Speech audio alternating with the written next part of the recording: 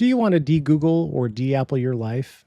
If you've been following my content series, you already know there is no cloud. It's just someone else's server. And it's kind of like a gas station bathroom. Questionable security and hygiene, used by many, and an experience generally out of your control. Sometimes you get buckies. Usually you get something more like this. Today, we are loading NextCloud. In case you don't know what NextCloud is, it's a software suite that has file sharing at its core. It's also extensible with tons of applications and can take care of your groupware, Office document needs, and much more. If that sounds a bit abstract and you want to know why you should load NextCloud, I would put it like this. NextCloud can help you de-Google, de-Apple, and de-Microsoft your life. How? Well, Mom the Creative uses the camera on her phone extensively for photos and videos supporting her professional work. It's a lot of data, and she keeps on upping her iCloud spend because she likes the automatic syncing of her files. In the US, 2 terabytes is $9.99 a month, or $120 a year. Every year. Forever, unless you put an end to it. Lots of people do the same with their Android devices and Google. Lots of people also rely on extra OneDrive space and tight Windows integration. Add on top of that, Google Docs and Sheets usage, Microsoft Office subscriptions, and other tools, and you can have large outflows of money, heavy dependence on external tools, and your data sitting on a bunch of other people's servers. But if you're not going to use someone else's server, you're going to have to use your own.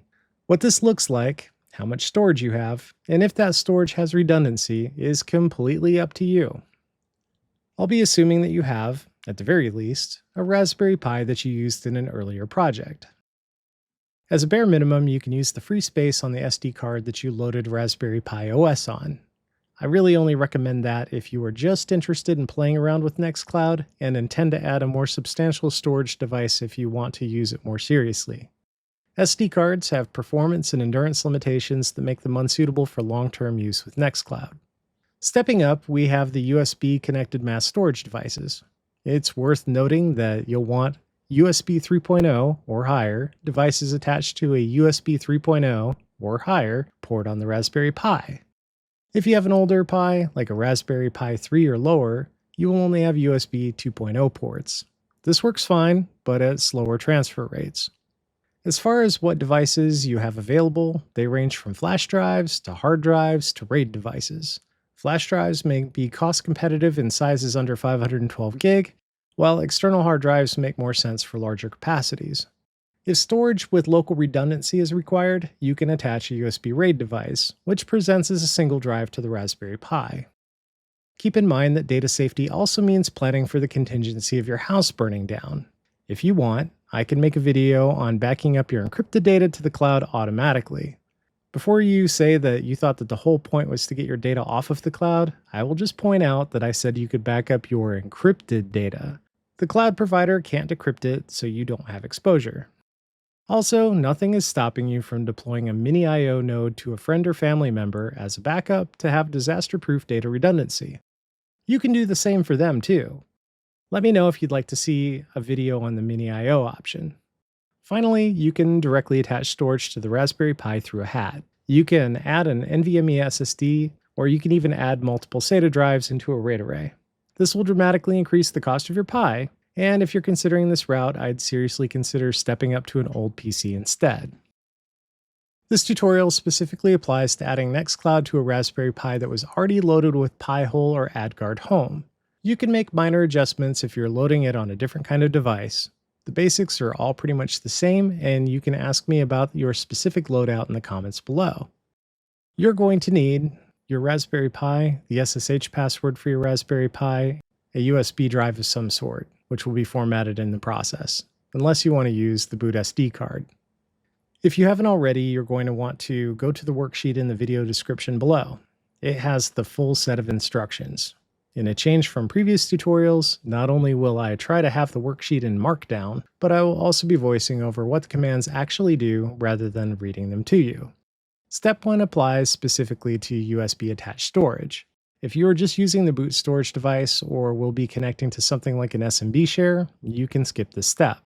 If you are following this step, LSBLK lists your storage devices and their partitions. You'll identify your device on the list by capacity, but it will typically be named something like devsda1.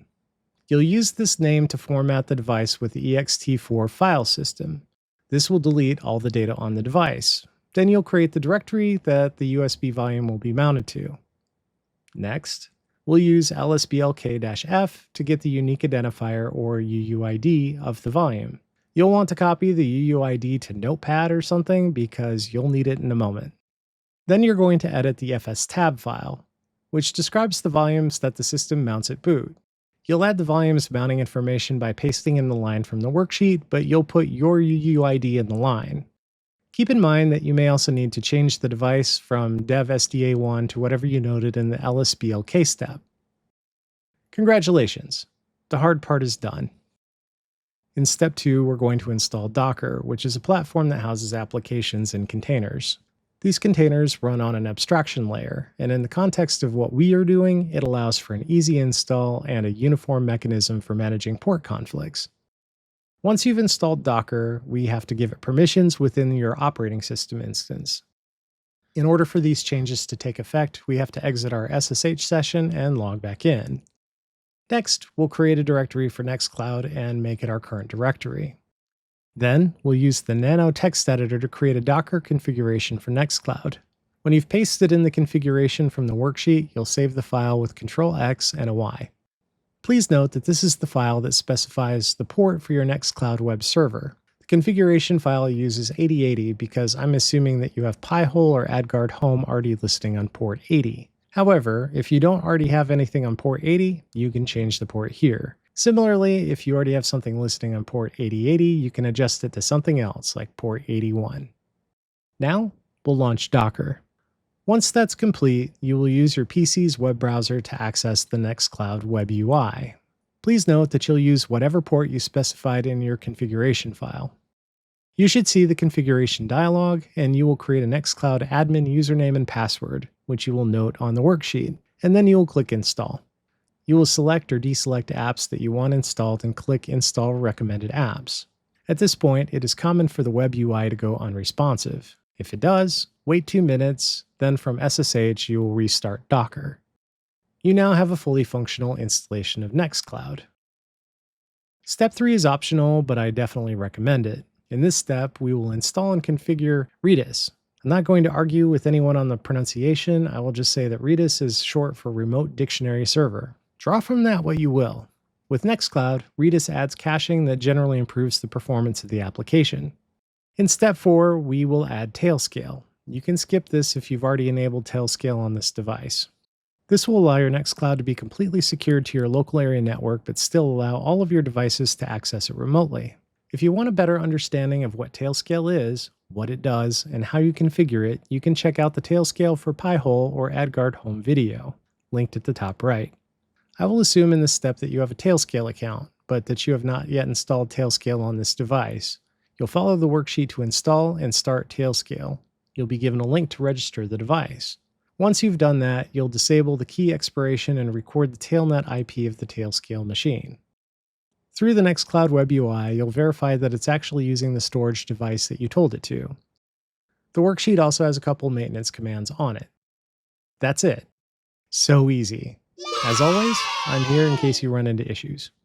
Because I wanted this to be a video focused on the installation, there will be a part 2 video on what applications I use and how they allow me to de-Google and de-Microsoft my life. I'll also cover some of the other NextCloud apps that have helped me move on from SaaS subscriptions that I used to have. The part 2 video will also show how to set up NextCloud on Android, iOS, and Windows devices for automatic syncing of files and for app usage on the go. If you would like a part 3 video covering how to use this with a NAS or SAN on your network, configure this for natural disaster-proof offsite backup, or anything else, let me know in the comments below. If you found this video interesting or helpful, hit like, subscribe, and share it with anyone else that you think should divorce Apple, Google, and Microsoft. If you want to support my work, please hype the video and consider becoming a member. I'm not a big deal, so it's really cheap. Depending on the tier, we can hang out on Discord, so there's that. And while I hate to ask for money, these videos take a surprising amount of time to make. And speaking of members, I want to thank new members on the screen for their support. Thanks, and have a great and versatile self-hosted day.